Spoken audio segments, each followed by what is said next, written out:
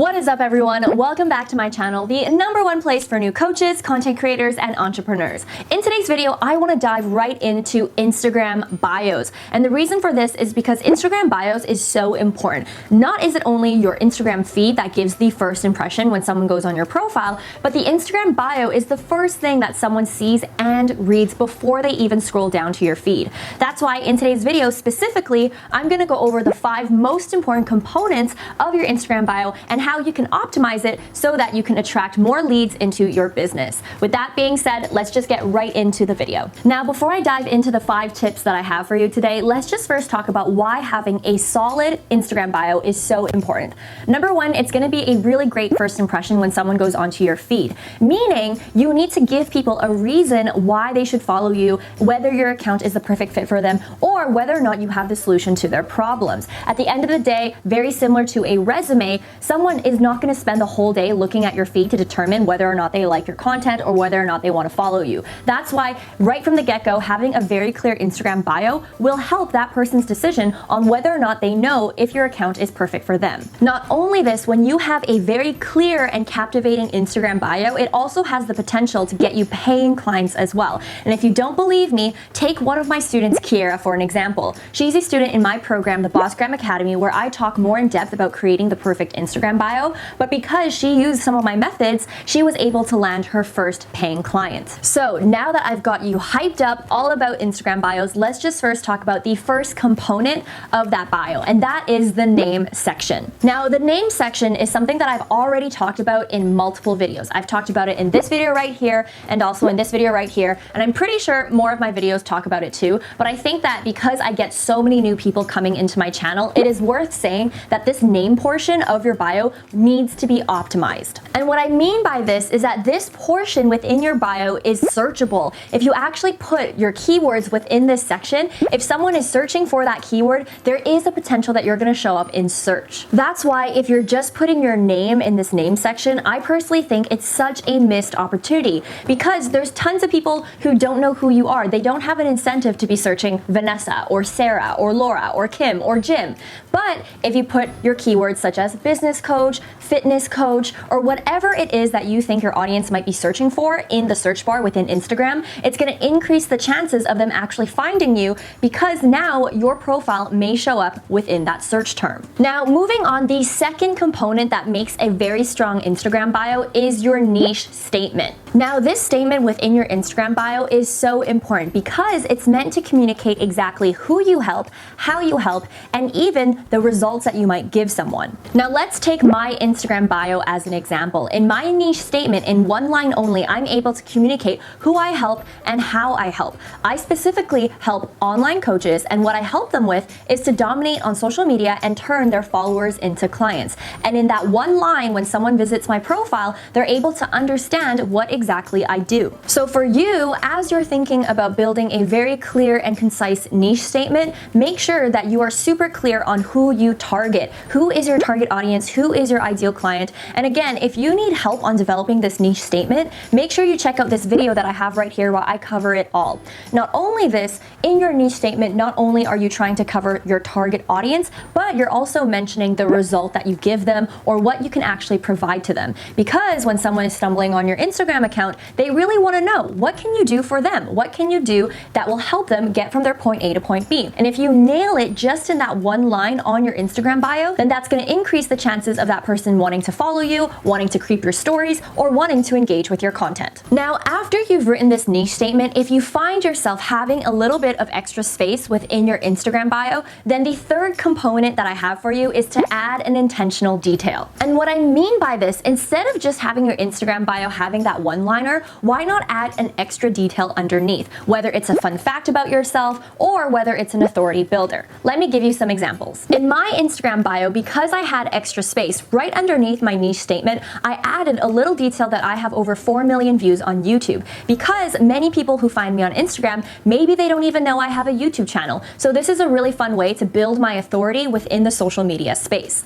Another example I have comes from another student of mine in the Bossgram Academy, Tiana. And what Tiana's decided to use that space for is to highlight the fact that she is the founder of the Journal for Busy People, a journal that she actually created and sells on Amazon. And not only this, she's also highlighted the fact that she's a best-selling author. This is another way to build her authority in this space. I've got another student, Kristen, who's chosen to use that extra space to actually draw attention to her stories. And this is something that I also teach in the Bossgram Academy. If you have extra space and you're someone who focuses a lot more on doing Instagram stories, or maybe you're someone who writes really engaging captions and you want to draw people's attention to that, then this is also something that you might want to add in your Instagram bio. Meaning you could write something like, watch my stories just like Kristen has, or you can direct people to read your captions. Another thing that Kristen has chosen to do with this space as well is give her 3 content pillars. And this is something that I talk a lot about in this video right here and also in my program. But basically, she's put within her content pillars that she talks about mindset, marketing, and metaphysics. So when someone is going into her Instagram account,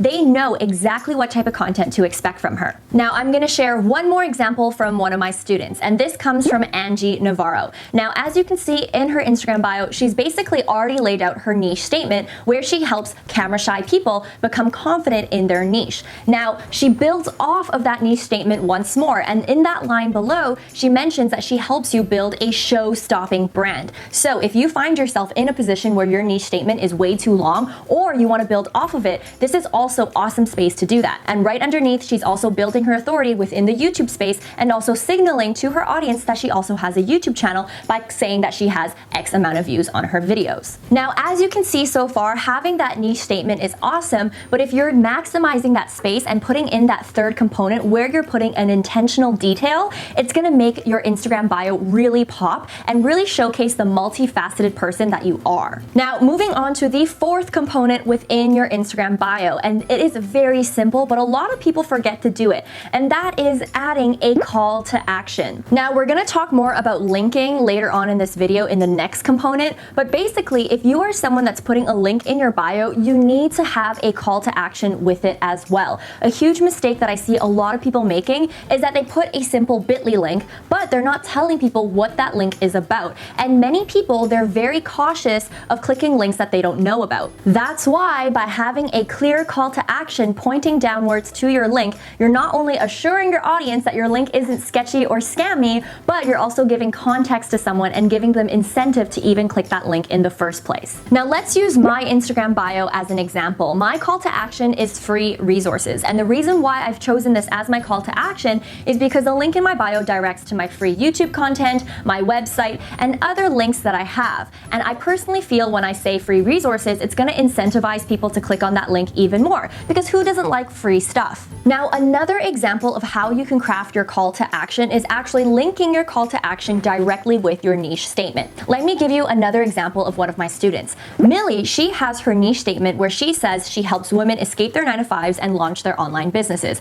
And right underneath her call to action says, learn how. Basically, what she's done is that she's created demand and desire with her niche statement, and the obvious choice for that person who stumbles on her account is to click on the link if they're interested in learning how to escape their 9-to-5s so that they can build their online businesses. Now, at this point, I could share countless of examples of my students' work. However, what you need to know is how you approach this can be infinite ways. But what's most important is that at least you have a call to action within your Instagram bio so that you're driving traffic to your external links, which leads me to the 5th component of having an awesome Instagram bio, and that is including links within your bio in the first place. Seeing that Instagram allows you to put external links within your bio, it would be foolish not to capitalize on that opportunity. So if you have a website, if you have a YouTube channel, if you have a landing page that has your products and services, if you have a lead magnet, and by the way, if you want to learn more about lead magnets and email lists, make sure you check out this video right here.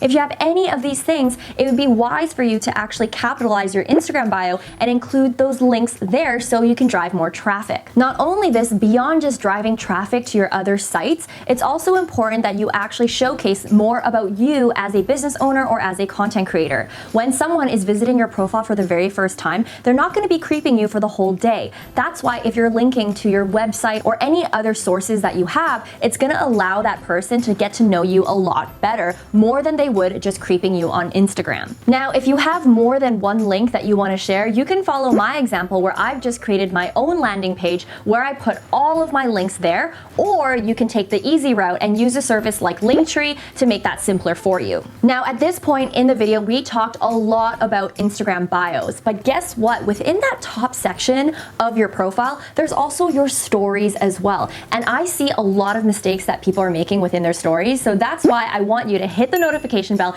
because in the next video, we're gonna talk all about it. Having Instagram stories and leveraging Instagram stories is the fastest way to build know, like, and trust with your audience. That's why in the next video, what I'm gonna talk about is I'm going to pinpoint all of the key rookie mistakes that I see a lot of people making when it comes to Instagram stories. So if you wanna learn all about that, then make sure you hit the notification bell. In the meantime, while you wait for that video, I talk a lot about content creation, coaching, entrepreneurship, mindset, all these topics. So make sure you also check out these two videos that I have right here. I promise they're not gonna disappoint. As always, guys, I appreciate you. I hope you guys have a great day, a great week, and a great life, and I'll see you in the next one. Bye, guys.